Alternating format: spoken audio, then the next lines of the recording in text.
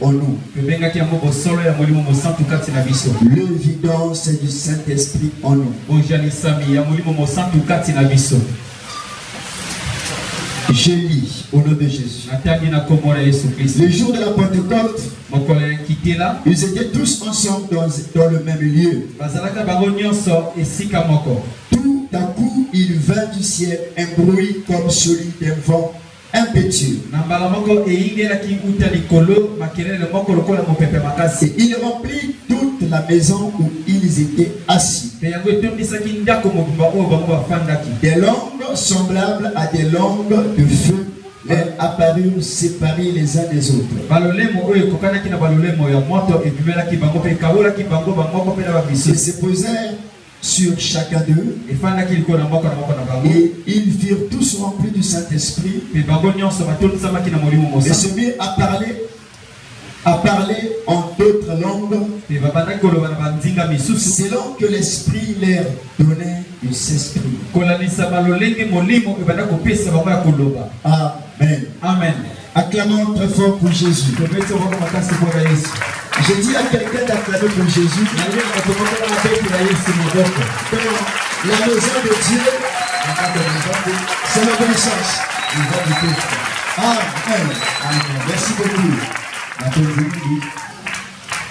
Alors, l'évidence du Saint-Esprit, c'est ce thème que nous sommes en train de partager avec vous. Et ici, c'est le jour de la Pentecôte. Alors que le Seigneur avait promis qu'il devait repartir au ciel, mais il devait laisser envoyer le consolateur. Et comme lui, qui va le remplacer, il vient avec une mission précise. C'est ainsi que après qu'il fut enlevé, il va envoyer son esprit le jour de la Pentecôte. Et le Saint-Esprit est descendu. Alors que les disciples étaient tous ensemble, ça veut dire que tout d'un coup, il y eut un bruit. Et ce bruit fut accompagné avec le parler en langue. Alors, nous sommes tous soi-disant remplis du Saint-Esprit. Soi-disant, nous avons tous l'Esprit de Dieu. Mais l'important ce matin, c'est examiner l'évidence de l'Esprit de Dieu en nous. C'est examiner l'évidence de sa présence en nous. C'est très facile de dire que j'ai l'Esprit de Dieu. C'est très facile de dire que je parle en langue. Je suis baptisé d'eau et d'esprit. Mais il faut qu'on voie l'évidence. Alléluia. Amen. J'ai dit tout à l'heure le matin que le Saint-Esprit est venu pas seulement pour que nous puissions parler en langue. C'est au-delà du simple fait de parler en langue. Au-delà du simple fait de se tenir pour servir Dieu. N'importe qui peut faire quelque chose pour Dieu si on est ici. Donc faisons attention, frère. Mais dans la parole de Dieu, il y a des choses qui ne trompent pas. Si quelqu'un a reçu le Saint-Esprit ou pas, c'est ce que j'appelle l'évidence. Sinon, si on n'examine pas l'évidence, tout le monde dirait qu'il y a cet esprit, alors qu'en réalité c'est pas ça. Moi je crois que la mission du Saint-Esprit, c'est pour marquer la présence de Dieu sur la terre. Moi je crois que le Saint-Esprit en nous est venu pour faire de nous des hommes différents, avec des réactions différentes, avec des comportements différents, avec des désirs différents, avec ceux sur la terre. Le Saint-Esprit est venu en nous, et nous sommes fils de Dieu. Et par conséquent, il apporte en nous une capacité qui fera de telle sorte que nous serons différents des fils de ce monde. Donc, il n'est pas venu tout simplement pour que nous puissions parler en langue, c'est trop bas. Mais c'est venu en nous pour marquer la différence entre le fils de la lumière et le fils des ténèbres. Le triste est de constater, nous qui avons soi-disant le Saint-Esprit, nous sommes, c'est-à-dire, on est comme ceux-là qui n'ont pas reçu. Nous nous comportons comme ceux-là qui ne l'ont pas connu. Mais c'est une capacité qui est venue en nous pour nous aider à vivre différemment. C'est impensable qu'un chrétien ait le même langage que le païen. C'est impensable qu'un chrétien ait le même comportement que le païen. C'est impensable qu'un chrétien ait le même désir, les mêmes loisirs que le païen. Le Saint-Esprit est venu justement marquer cette différence. Et quand nous le recevons, nous recevons une capacité qui nous aide à être différents. Bien qu'étant des hommes ordinaires, par notre physique, mais nous habitons Dieu pour marquer la différence. J'entends quelqu'un dire Amen. Amen. Acclame notre foi Jésus. Alors, Église, vous ne pouvez pas faire ces choses. Voilà pourquoi nous prenons le temps d'aller pas à pas, évidence par évidence. Parce que très souvent nous nous trompons parce que nous servons Dieu. Mais je dis que quelqu'un qui n'a pas le Saint-Esprit peut servir aussi Dieu. On peut le démontrer par plusieurs exemples. En commençant par les serviteurs les plus basses qui existent. Et jusqu'au serviteur le plus haut. C'est pas le miracle qui atteste que nous sommes enfants de Dieu. C'est pas des signes qui attestent que nous sommes enfants de Dieu. C'est pas parler alors. C'est pas chanter. C'est pas modérer. C'est pas faire la soirée des gens. C'est pas intercéder. Mais il y a de l'évidence.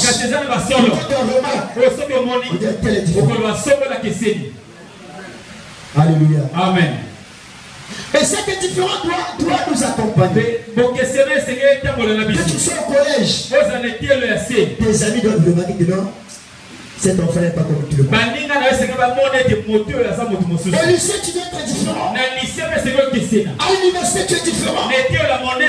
Au travail, tu es différent. Dans mon foyer, tu es différent. Alléluia. Amen. Le Saint-Esprit ne s'est pas venu. Après avoir parlé en langue, mais tu te mets à insulter, à calomnier, à médire. Voilà pourquoi je me dis, mais est-ce que c'est le même qui était en Jésus? Il était 100% homme. Il a mené une vie parfaite sur la terre. Mais en réalité, dans l'homme, c'est l'esprit. Donc ce qui l'a permis de vivre une vie parfaite sur la terre, c'était l'esprit qui l'a donné. Tu sais que quand il est parti, il a envoyé ce même esprit qui est sur les disciples. Et l'esprit, le Saint-Esprit, c'est l'esprit de Jésus. Regardez l'impact de la venue de l'esprit sur les disciples. Quand le Saint-Esprit est venu sur eux, la Bible dit que on les voyait comme Christ. D'où le nom chrétien. L'adjectif que les qualifie comme Christ. Pourquoi? Parce qu'on a vu l'esprit de Christ en eux. Ils parlaient comme lui. Ils se comportaient comme lui. Ils agissaient comme lui. D'où ils ont dit, ils sont comme Christ. D'où chrétiens. Mais les chrétiens d'aujourd'hui, nous sommes chrétiens avec quel esprit? Le même esprit qui l'animait, quand il est venu dans les disciples, les premiers chrétiens. Et Les gens ont vu l'impact. À peu près le même résultat. Mais celui que nous avons reçu là, est-ce qu'il est différent? Le Saint-Esprit est éternel. Le Saint-Esprit ne change pas. C'est le même qui a animé Jésus. C'est le même qui a animé les disciples. C'est le même qui nous anime. Et si nous l'avons reçu, quelle est l'évidence? Mais plus c'est de constater, nous sommes différents de Christ, différents des premiers disciples. Alléluia. Amen. Différents, mais égaux aux païens. Quel est l'esprit que nous avons reçu? Mais nous parlons en langue. Nous servons Dieu. Jusqu'à quand, frère? Oui, c'est pas écrit, soi-disant. Peut-être le Saint-Esprit. Mais il y a des choses qui attestent que toi tu as l'esprit. Acclamons notre Père pour Jésus. C'est très sérieux, l'église. N'oublie pas que si tu n'as pas le Saint-Esprit, tu ne monteras pas au ciel. Amen. Amen. C'est comme ça que nous avons parlé de caractère commun à tous les chrétiens, c'est l'amour. Parce que tout chrétien a reçu le Saint-Esprit. Et la Bible dit dans Romains 5:5 que Dieu a répondu au cœur. Mais toi tu as le Saint-Esprit, tu n'as pas l'amour. Nous on se pose des questions. C'est quel esprit tu as reçu? L'esprit du monde ou l'esprit de Jésus? L'esprit de Jésus, c'est un esprit d'amour qui a permis à aimer tout le monde, même ceux qui étaient indignes à son amour. Il les a aimés à cause de l'esprit qu'il habitait. C'est le même esprit qu'il habitait, qu'il a envoyé sur la terre. Et si tu as reçu cet esprit, ça doit être le même là. Pas différent. Il n'y en a pas eu deux. Il n'y en a pas deux aussi. C'est le même cet esprit. C'est comme ça. Quand nous avons le même cet esprit, tu vas à l'Amérique, vous avez le même comportement avec les chrétiens américains. Tu vas en Australie, même style de vie, même comportement. Peu importe la différence de couleurs. Parce que c'est le même esprit. Est-ce que quelqu'un peut dire Amen? Amen. Acclamons très fort. Nous allons passer le temps. Ça c'est la bonne chose. Amen. Amen. Donc quand il arrive, la première des évidences, le fruit de l'esprit. Nous avons des chrétiens 2 ans, 3 ans de Seigneur, aucun fruit de l'esprit. Galates 5 verset 22, nous connaissons la liste. Quel fruit as-tu? Si tu es enfant de Dieu, si tu as reçu le Saint-Esprit, tu dois avoir un fruit. Même si ce n'est pas arrivé à la maturité, mais à cause de l'esprit que tu as reçu, parce que c'est le fruit de l'esprit, tu ne peux pas rester sans fruit. Mais les chrétiens sont fruits. Ils sont fruits. Il n'a pas l'amour, il n'a pas la joie, il n'a pas la paix, il n'est pas la tempérance. La bonté, c'est pas son problème. La bienveillance, c'est pas son problème. Mais tu parles en langue. C'est la langue des démons. C'est pas la langue de Jésus. C'est pas la langue comme don de l'esprit. Amen. Amen. Acclamons très fort pour Jésus. Bien-aimé de le Seigneur, quand le Saint-Esprit vient dans une personne, même si on n'est pas parfait, on va voir au moins un fruit. Ne serait-ce que la joie, une joie surnaturelle. Même quand tu as des problèmes, tu es toujours joyeux. Mais le moyen pour être de la joie, il faut qu'il soit bien. Un enfant de Dieu qui est le Saint-Esprit, dans sa pauvreté, dans sa souffrance, devant ses conflits, devant ses difficultés, il a de la joie à cause de la capacité qu'il a reçue. Parce que c'est surnaturel. C'est pas une joie qui est toute parce qu'on a reçu quelque chose. Ça devient naturel pour toi. Mais nous avons des chrétiens toujours frustrés. Tu vas vieillir si vite. Je vous donne rendez-vous à 60 ans, je serai comme ça. Alléluia. Amen. La joie du Saint-Esprit. Des chrétiens qui n'ont pas de tempérance. Pas de bonté, c'est pas leur affaire. Mais chrétiens, je suis enfant de Dieu. Celui qui n'a pas son esprit ne lui appartient pas. Donc, si tu as l'esprit, tu dois être comme Christ. Comme le premier disciple. Mais tes réactions là, ton comportement là, tes pensées là, est-ce que c'est les pensées qui animent Christ? Est-ce que c'est les pensées qui animent le premier chrétien? Quelle est son évidence? Si il est en toi. Mais quelles sont les évidences? Qu'est-ce qu'on voit en toi? Alléluia. Amen. On peut fabriquer le parler. On ne saura pas que c'est le bien de Dieu ou ça vient du diable. On a copié, on a imité. Mais il y a des choses qui ne trompent pas. Le fruit de l'esprit. Le père ne peut pas avoir le fruit de l'esprit. Le père aime. Mais celui qui a l'amour comme fruit de l'esprit aime sans intérêt. Aime celui qui n'est pas digne de son amour. Un père ne peut pas voir ça. Jamais. Je dis jamais. Une joie surnaturelle. Le père ne peut avoir ça. Alléluia. Amen. Acclamons pour Jésus. Deuxième évidence. Nous avons parlé de l'humilité. L'humilité, c'est l'évidence de l'esprit. Tu ne peux pas dire que tu as reçu le Saint-Esprit et tu vis dans l'arrogance de l'orgueil. Non, je ne peux pas ça. Celui qui a l'esprit de Dieu soit orgueilleux, soit arrogant. Mais nous avons dit que être orgueilleux, c'est pas rouler dans les grosses voitures.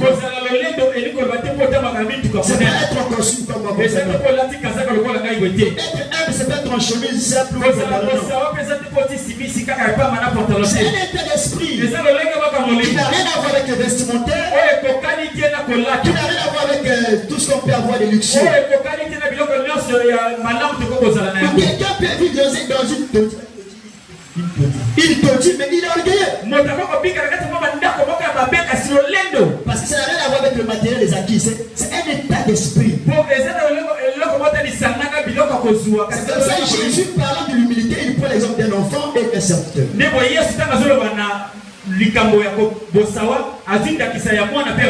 Parce que si on veut expliquer ça sur les biens, les acquis, on passe à côté. Et Jésus, notre maître, celui qui nous envoie son esprit, la Bible dit qu'il s'est humilié lui-même. Mais quelle est cette capacité qui a fait de lui, qui fait de quelqu'un Dieu, qui se dépouille, il prend la forme de l'homme. Il est comme un simple homme. Lui-même il s'est dépouillé. Il a refusé ses grades. Il a refusé l'honneur. Alors qu'il était égal à Dieu, il accepte d'être comme un simple homme. À cause de l'esprit d'humilité qui habitait en lui. Quelqu'un me dit amen. Amen. Donc, nous sommes dans Philippiens 2, à partir de verset 5 au verset 8. C'est comme ça qu'il a marché dans toute humilité sur la terre. C'est pas quelqu'un qui l'a rabaissé. C'est pas quelqu'un qui l'a dominé. Mais il s'est humilié lui-même. Et l'humilité au milieu des chrétiens, pousse le chrétien a dit je suis rien sans Dieu. Et tout ce que j'ai de valeur, ça vient d'en haut. Et quand on reconnaît ça, ça se sent, il n'y a rien de ce que nous poussons de plus à Dieu. Celui qui reconnaît Dieu comme créateur de tout ne refuse rien à Dieu. Mais celui qui n'est pas humble, qui ne reconnaît pas que non, ce qu'il a vient de Dieu, il refuse tout à Dieu. Il dit que c'est pas mes efforts, ma capacité, c'est parce que j'ai étudié, c'est parce que j'ai travaillé dur que je dois ce que j'ai. Non, frère, ça c'est manque d'humilité. Mais l'esprit de Jésus, qui nous a créé le Saint-Esprit, qui l'a aidé à être humble, à se dépouiller de ses galons, de ses honneurs, d'être comme un simple homme. C'est le même esprit que nous avons reçu. Et si nous l'avons reçu réellement, il vient que nous soyons orgueilleux. Nous ne l'avons pas reçu. Amen. Si on a reçu l'esprit de Jésus, le Saint-Esprit, l'humilité c'est notre style de vie. On ne doit pas forcer ça. Il y a des fausses humilités aussi.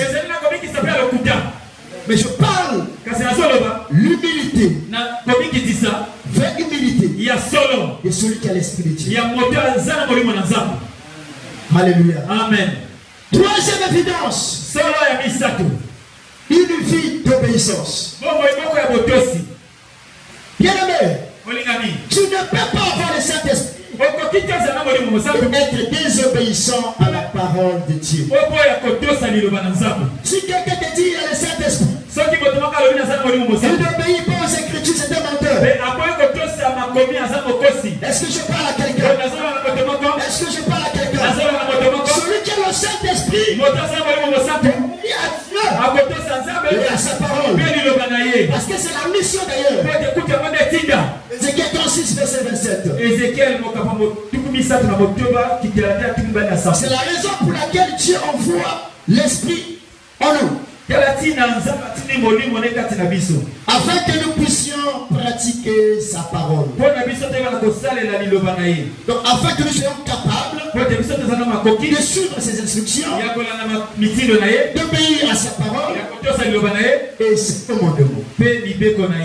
Combien de personnes foulent au pied les instructions de Dieu? Tu fais amuser les gens mais que tu payes même pas la dîme de 1000 francs. Au foot de Qatar, mon a 1000 francs. Oui, 1000 francs, on va 10 000 francs comme ça. On te donne 10 000 pour élever 1000 francs pour aller payer la dîme. Celui qui a l'esprit de Dieu est obéissant à toute instruction de Dieu. C'est comme ça le père de la foi n'a pas refusé Abraham.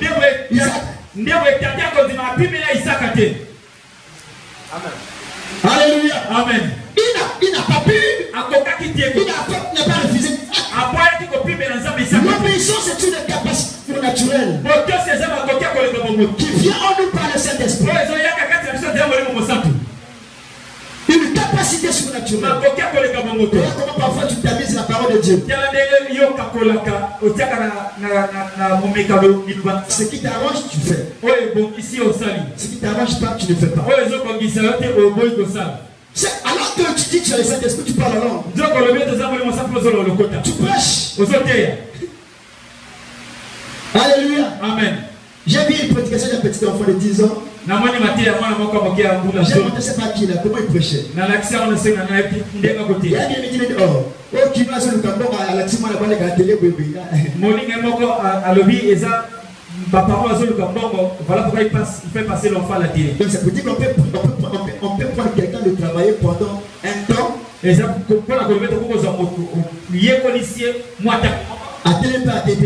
et il se met là, il commence à prêcher aussi l'évangile. Sans pourtant vivre ce qu'il prêche. Mais parce que vivre c'est pas. On peut prêcher. Mais prêcher, il faut avoir l'esprit de Dieu. Vivre. Vivre la parole qui est prêchée qu'on prêche. Il faut avoir le Saint-Esprit. Autrement dit, on peut prêcher sans avoir le Saint-Esprit. Voilà pourquoi vous trouverez des prédicateurs sorciers, impudiques, voleurs, fornicateurs. Ils prêchent. Et ils sont à l'aise dans ça. Ils sont tranquilles. Orgueilleux. Ils sont tranquilles. Escrocs prédicateurs. Ils sont tranquilles. Mais pourquoi? Ils prêchent pourtant. Oui, prêcher c'est pas ça. Tu ne peux pas prêcher. Mais quand tu as l'esprit de Dieu, l'esprit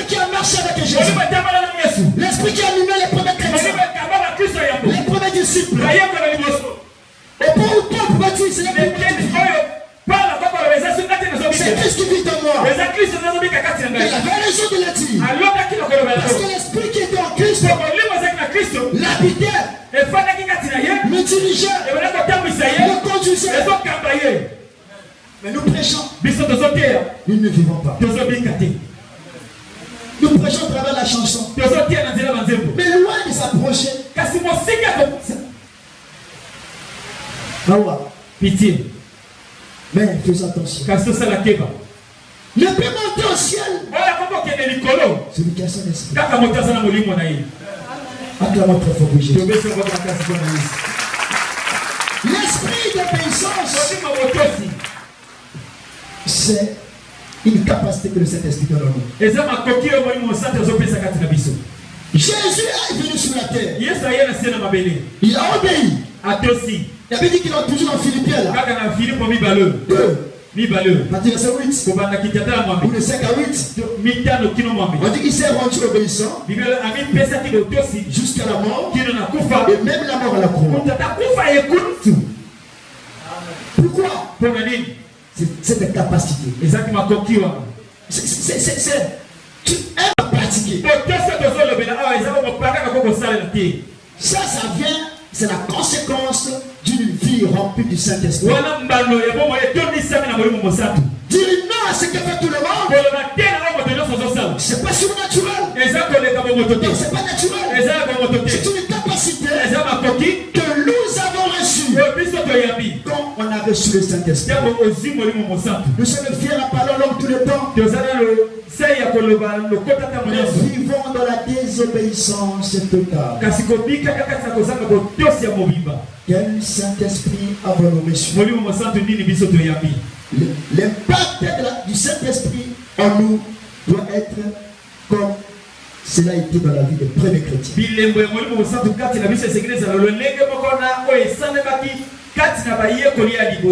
Quelqu'un me dit Amen. Amen. Acclamons pour Jésus.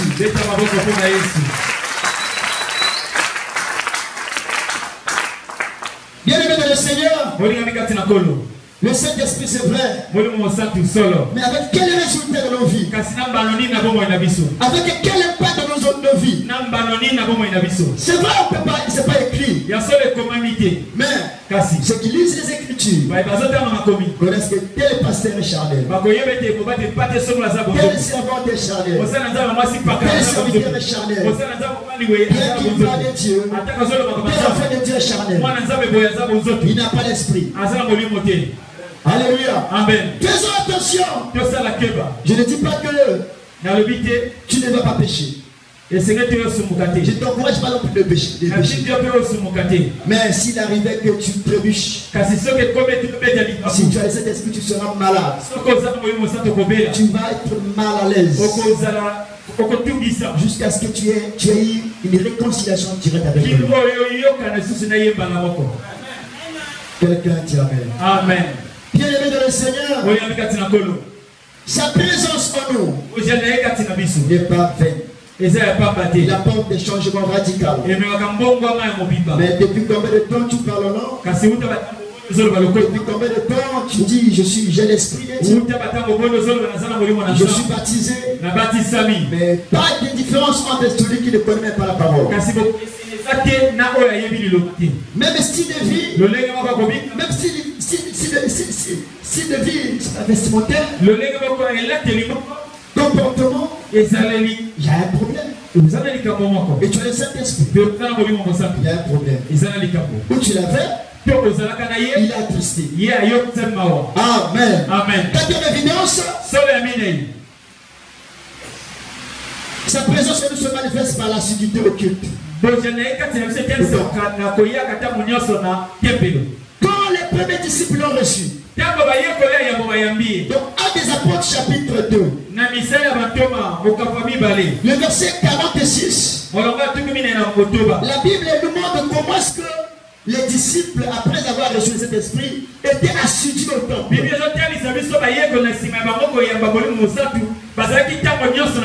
Ils étaient assidus. Et tous ensemble. Mais à la génération de vainqueurs, nous avons une catégorie de personnes qui sont des chrétiens de mardi. Où sont les autres les mardis? Ils ne sont pas passionnés. Mais quand le Saint-Esprit est là, quand tu ne l'as pas encore étouffé, tu deviens assidu. Il te donne la capacité de venir au temple. Parce que le temple, c'est un lieu d'adoration. Tu reçois l'envie. Luc chapitre 2, je commence à te dire, c'est poussé par l'esprit que Simeon alla au temple.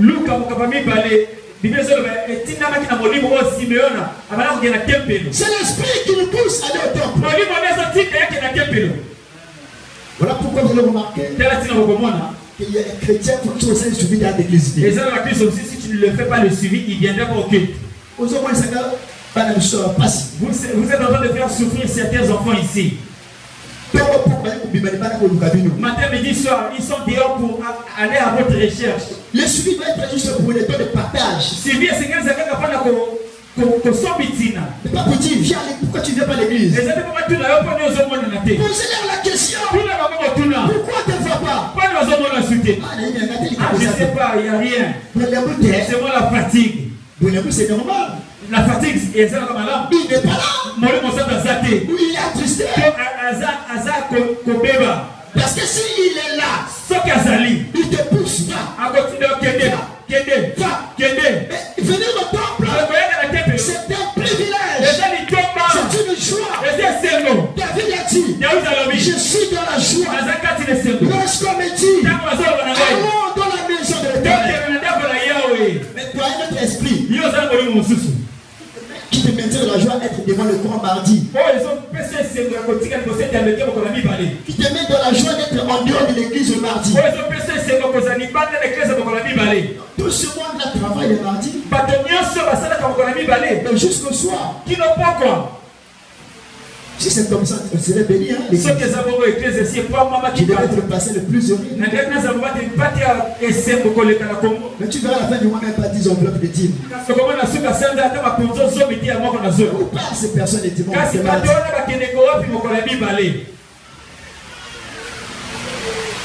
Amen. Amen.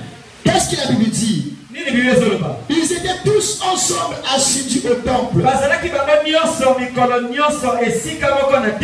Tous assidus au temple.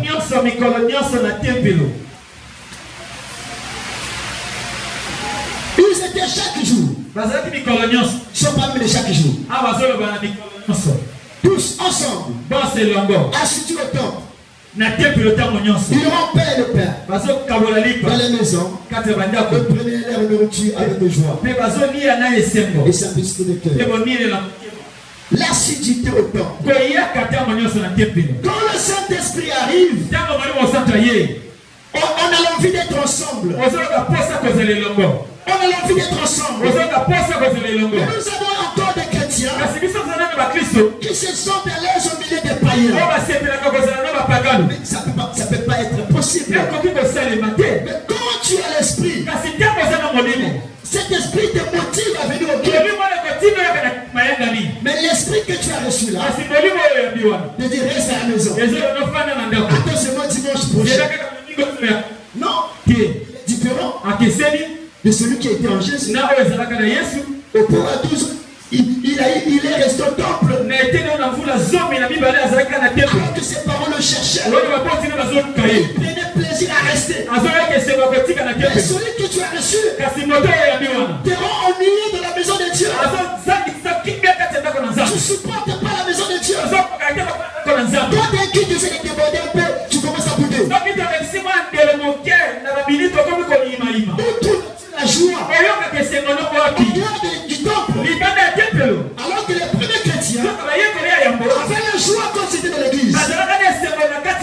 Quel esprit avons-nous reçu? On peut faire des choses pour Dieu sans pourtant voir son esprit.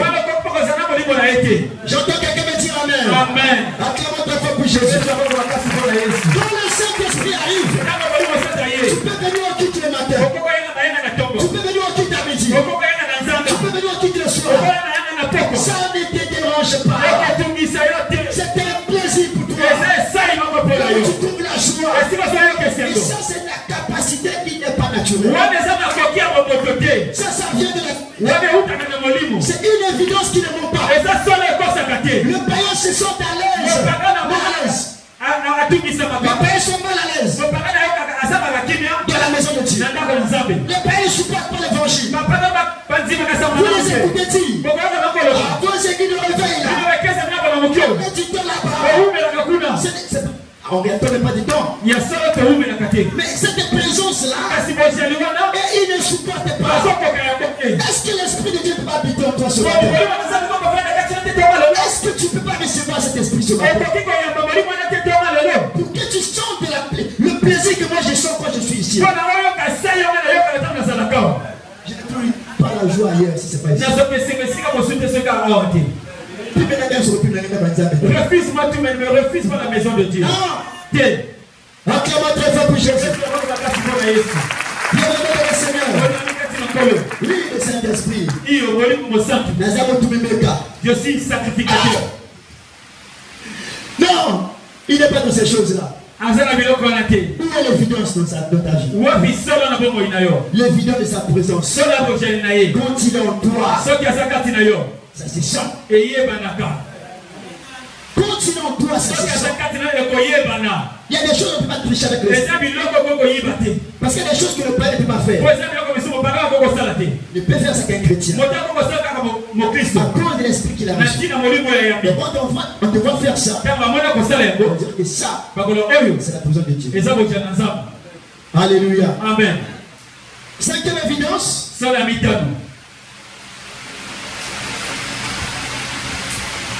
Le Saint-Esprit apporte l'unité au sein du corps de Christ.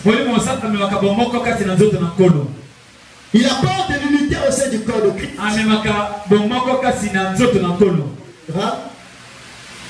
Et dans l'église locale, il apporte l'unité au sein des chrétiens. Il fait de telle sorte que nous devenons un. Le Saint-Esprit apporte l'unité. L'unité de l'église. Il fait de nous tous qu'on devient un seul corps. Et ça, c'est un mystère. Et n'est possible que par l'Esprit de Dieu. Alléluia. Amen. Mais puis c'est de constater que même dans l'église locale, nous n'arrivons pas à être unis. Des pensées séparées, divisées. Quel Saint-Esprit avons-nous reçu? L'opposition par-ci, contradiction par-là.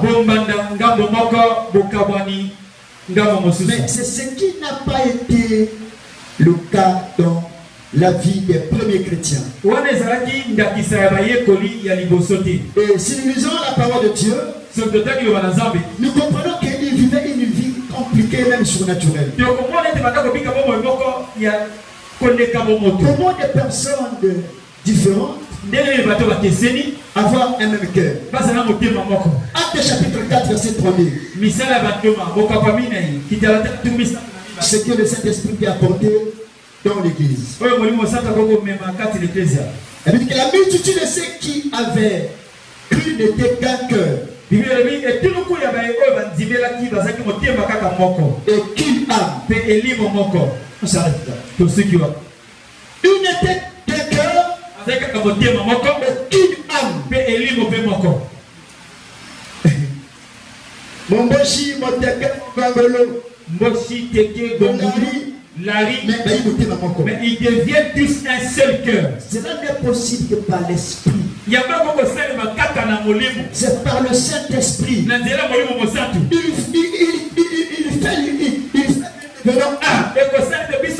fait il apporte l'unité du corps de Christ en général.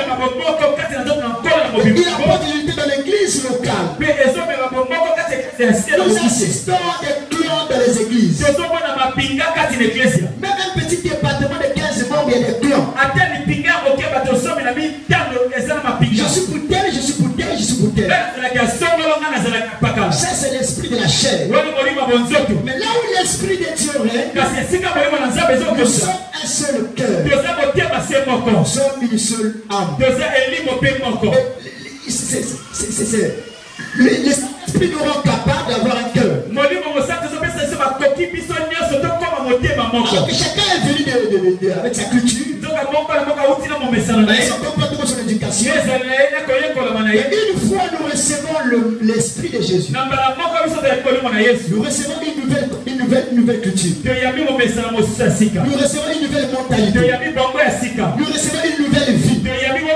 Nous recevons une nouvelle éducation. Une éducation. Ça devient, et ça fait que tu sois américain, que tu sois africain, que tu sois asiatique, il n'y a pas de différence, on parle le même langage. Un chrétien du Congo arrive à Maurice, il n'est pas perdu. Il arrive aux États-Unis, on met des chrétiens n'est pas perdu. À cause de l'action de l'esprit.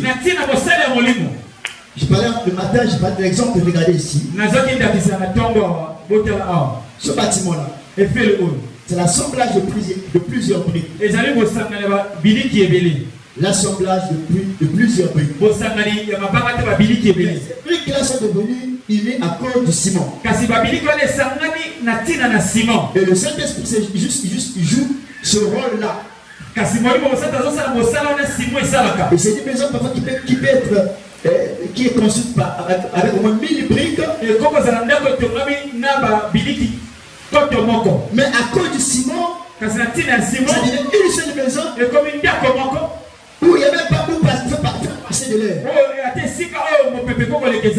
C'est comme ça avec les dieux. Mais nous avons reçu le Saint-Esprit. Mais nous sommes divisés.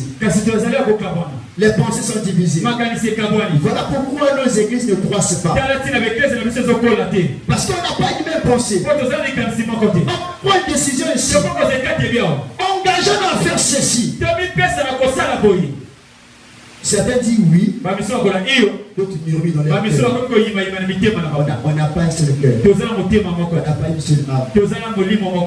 On peut dire quel jour l'église se mobilise pour l'évangélisation.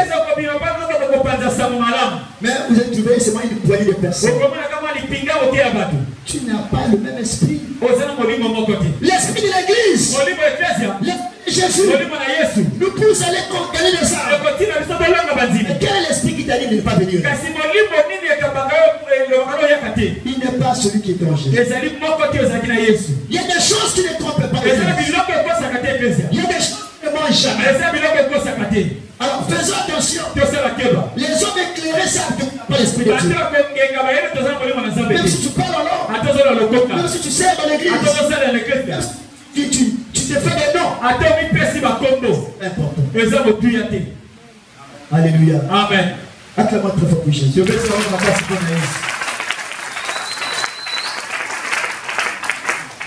Sixième évidence.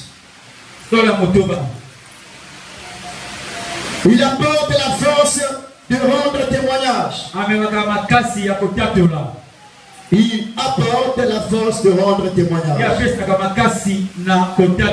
Le Saint-Esprit apporte la force de rendre témoignage. Il fait de nous de véritables témoins de Christ.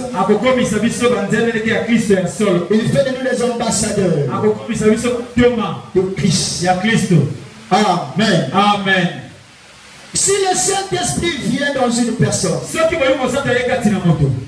on ne voit plus son âge. Alléluia. Amen. On ne voit plus sa fonction. On ne voit plus sa catégorie socio-professionnelle.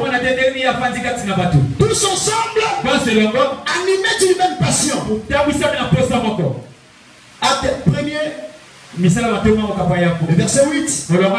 Vous recevrez une puissance. Le Saint-Esprit souverain sur vous. Et vous serez mes témoins. À Jérusalem, à Samarie, c'est ça?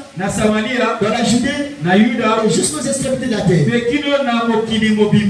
Alléluia. Amen. Quand on dit vous, que ce soit des personnes âgées, les moins âgés, les riches, les pauvres, tous On devient témoin de Christ. Là où tu te trouves, dans ta maison, dans ton quartier, dans ton lieu de travail, à l'école, au lycée, partout où tu passes, tu dois annoncer l'évangile. Nous avons des chrétiens ici. 5 ans dans l'église, 2 ans, 3 ans. Il n'a jamais gagné une âme. Il n'a pas reçu le Saint-Esprit. Le Saint-Esprit te donne la force du témoignage.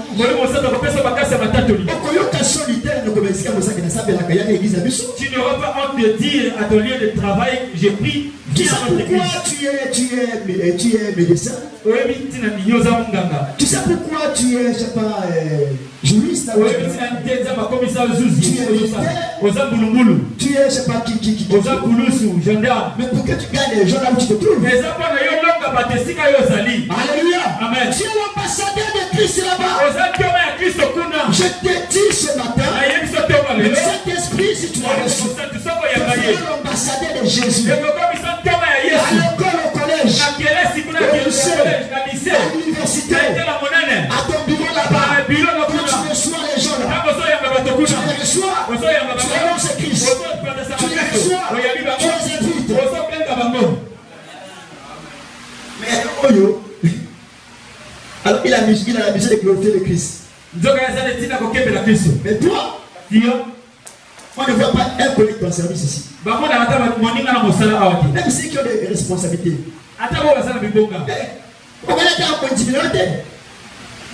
Tu es incapable de gagner même ton collaborateur.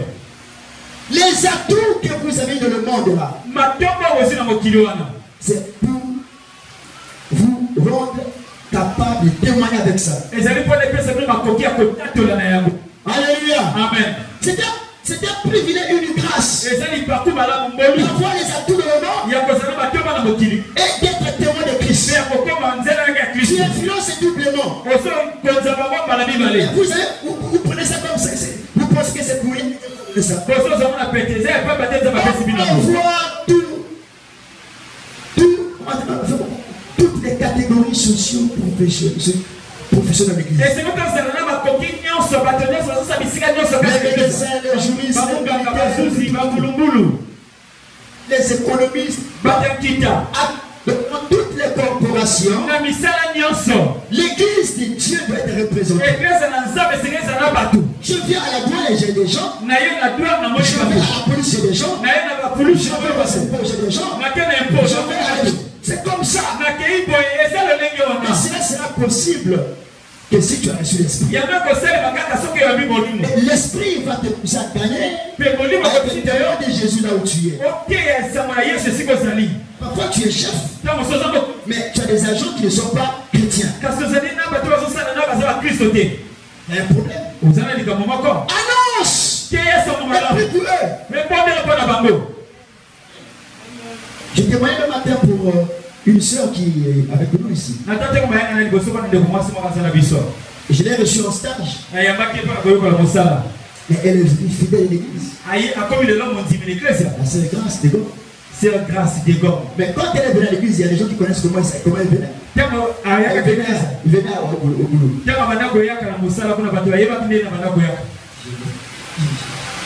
Mais on l'a gagné.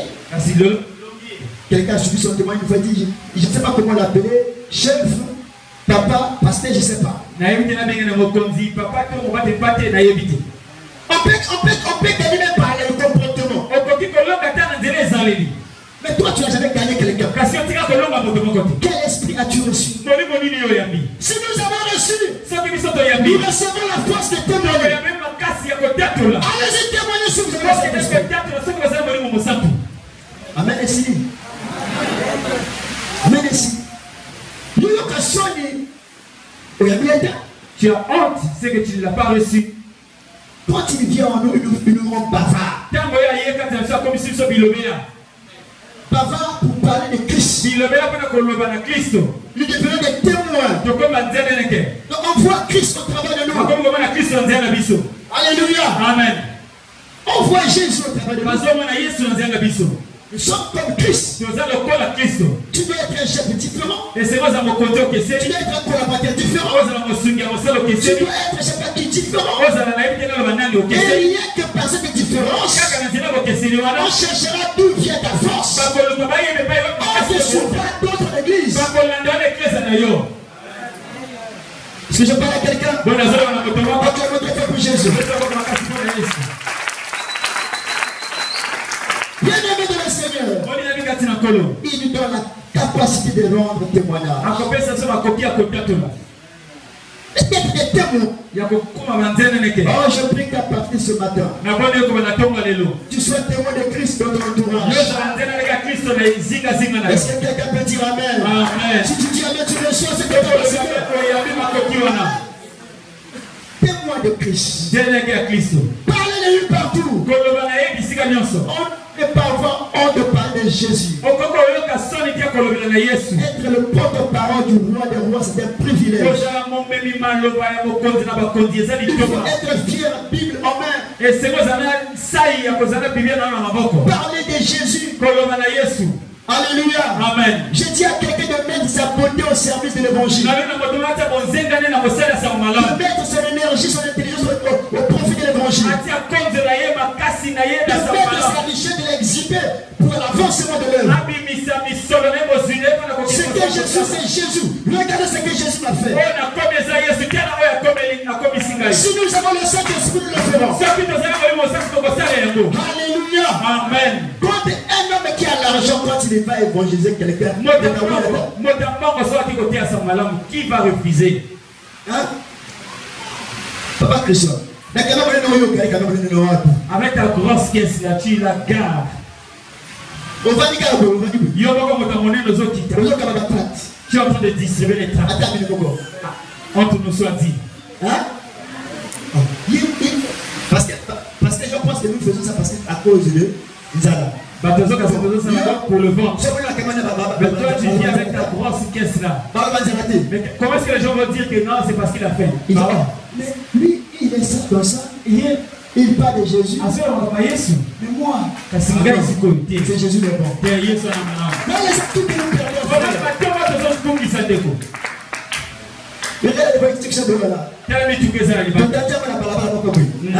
Nous les alignons dans une ruelle.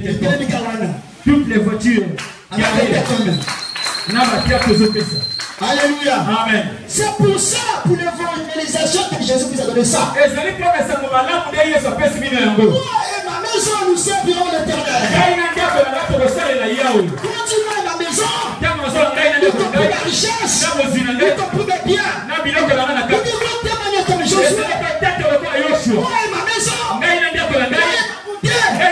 mon intelligence, moi et mes voitures, nous servirons l'Éternel.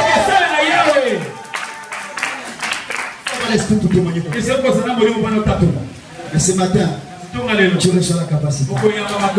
Acclame très fort pour Jésus.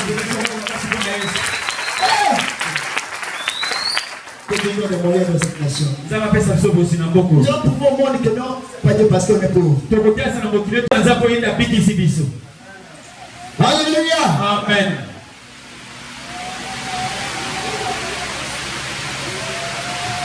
On est où? Septième évidence, c'est ça? Septième évidence, on va s'arrêter par là. Septième évidence, du Saint-Esprit en nous. Il nous donne le zèle pour les choses du royaume.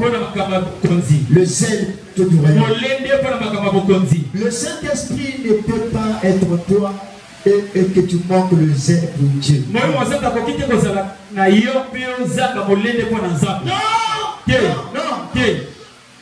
Quand il vient en nous, il nous donne le zèle pour les choses du royaume. Voilà pourquoi il y a des gens parfois, mais les gars, il mais lui, il ne se fatigue pas.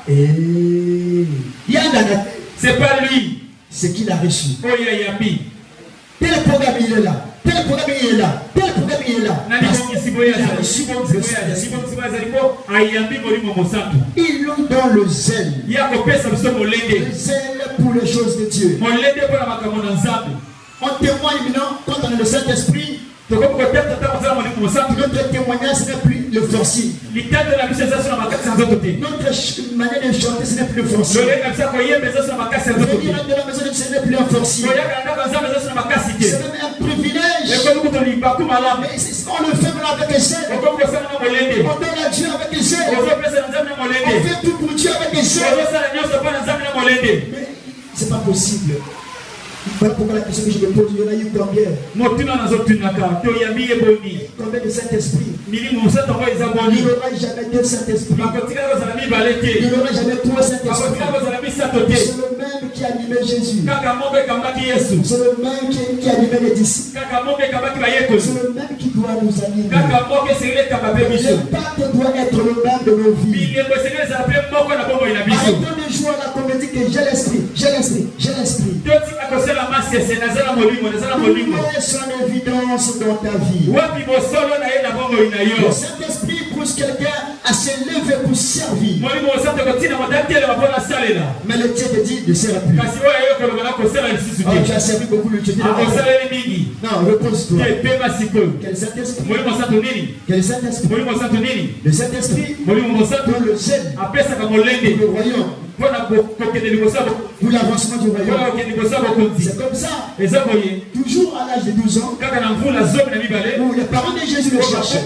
Non, ma volonté c'est fait. Mon désir à moi, c'est faire la volonté de mon père. C'était l'esprit qui est. Et toi, tu as quel esprit? Tu ne cherches pas à avancer dans le Dieu. Combien des annonces sont données ici? Mais tu es zélé pour le monde. Tu es zélé pour chercher l'argent. Tu es zélé pour des petites choses. Mais ça veut dire qu'il y a l'esprit du monde qui t'anime pour ces choses. Si l'esprit de Dieu est en toi, ça te rendra zélé pour l'avancement du royaume. Alléluia. Amen. Regarde, frères et sœurs. Il y a certains rendez-vous dans le monde, tu ne rates jamais ça. Mais tu rates les rendez-vous avec Dieu. Examine un peu. Nous allons comprendre quel esprit nous anime. Amen. Amen. Amen. Amen. Acclamons très fort pour Jésus. Lisons le verset, je continue par là. Actes chapitre 4. Le verset 13.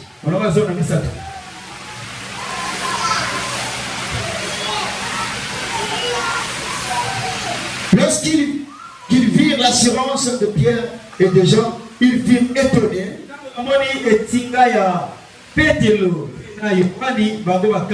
Et sachant que c'était des hommes du peuple sans instruction, et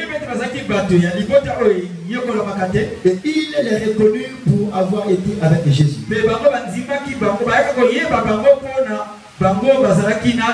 C'est-à-dire ici se passe l'histoire après l'effusion du Saint-Esprit.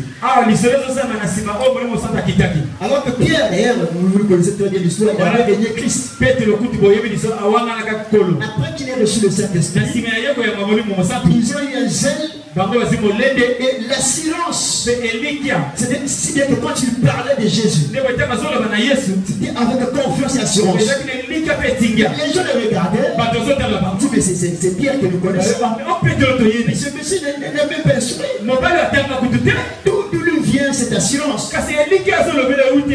On sentait en lui quelque chose. Il était